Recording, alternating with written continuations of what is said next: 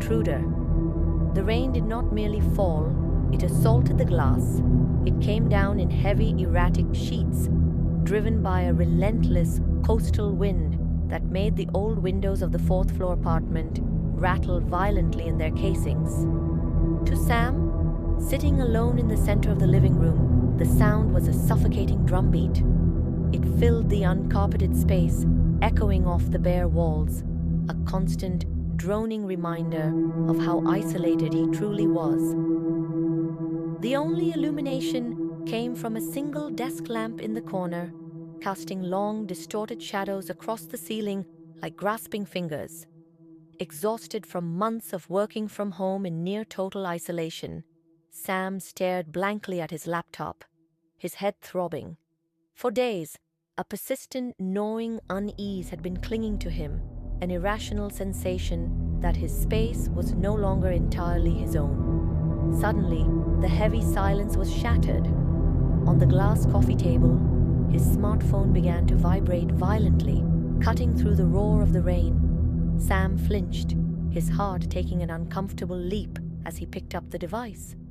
The screen illuminated his face in a pale, ghostly blue.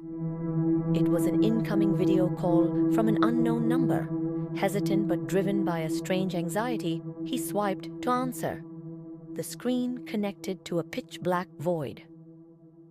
"Hello?" Sam asked, his voice sounding thin. There was no response, only a wet, ragged intake of breath before a distorted whisper rasped through the speaker. "Don't look behind you, Sam, and whatever you do, do not hang up."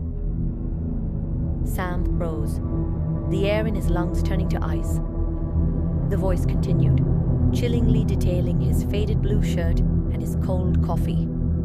Terrified, he demanded to know what the caller wanted. "I told you not to hang up," the voice hissed. "Walk to the window, Sam. Slowly." His legs felt like lead, but the absolute certainty that the caller held all the cards compelled him to move. Keeping the phone to his ear, he stepped toward the large bay window and peered down into the storm. The street below was completely deserted, the rain bouncing off the asphalt under the flickering glow of a solitary street lamp. "Look down, Sam," the whisper urged. "Look at the light." Sam adjusted his gaze, focusing on the base of the lamp. His breath hitched. Standing perfectly still in the pooling water was a lone silhouette draped in a dark trench coat, holding a phone. Sam felt a sudden wave of relief. "He's outside," he thought. "He's across the street using a zoom lens. He can't get to me." "I see you," Sam spat into the phone. "I'm calling the cops. You can't do anything to me from over there." There was an agonizing pause. Then, the silhouette slowly raised its free hand, pointing rigidly at the roof of the building, directly above Sam's head. "You misunderstand, Sam," the voice whispered, a sickening smile bleeding through the distortion. "I'm not the one outside. I'm the one who paid him $50 to stand there and hold a prop phone. I needed you to feel safe for just a moment. I'm already inside." Before the horror could fully register, a violent crack echoed through the apartment. Instantly, the lamp died, the laptop snapped to black, and the entire room was plunged into a suffocating darkness. The only source of illumination left was the sudden, blinding white glow of Sam's phone screen as the video feed activated. It wasn't showing a stalker's face. It was a live, high-definition feed of his own living room. The camera was positioned high up, moving forward from the dark hallway at a slow, deliberate walking pace. As the lens tilted downward, Sam saw a figure in a blue shirt holding a glowing phone to his ear.